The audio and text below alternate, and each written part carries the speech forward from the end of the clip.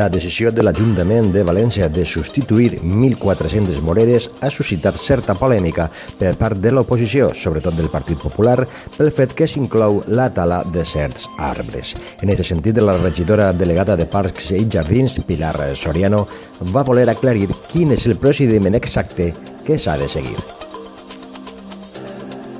És que en cap moment, i quan dic en cap moment, ha sigut, l'Ajuntament ha manifestat, ni és voluntat seua, procedir a la tala de 3.000 arbres. Tots haveu rebre el meu comunicat que vaig fer el divendres i en el qual ahir se parlava de reposició d'arbres. En cap moment s'ha dit que s'anava a talar i aquesta informació sí que m'agradaria que quedara clara perquè degut i que tot que l'ha aparegut i que en premsa declaracions d'altres polítics sí que me gustaría deixar-lo clar. El procediment i que per a la substitució de les vora 1.400 moreres s'efectuarà mitjançant 3 procediments. Un serà la tala, un altre serà el trasplantament i un tercer mètode seria el tractament hormonal. I ara anem al cas que ha suscitat i que tanta polèmica, la tala.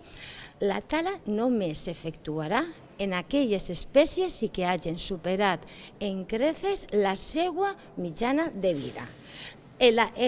L'arbolat viari té un cicle de vida molt més curt que si està en un jardí per les seues condicions. Estaríem parlant de 25 a 30 anys.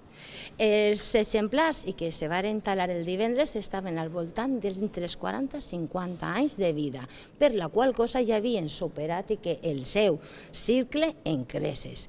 I per què procedim al canvi de l'espècie de la morera? I ara ja entrem realment en una qüestió que a mi me deixaria poder deixar-lo més clara possible, que és la nefasta gestió de la jardineria que ha patit i que esta ciutat, deguda als governs del Partit Popular.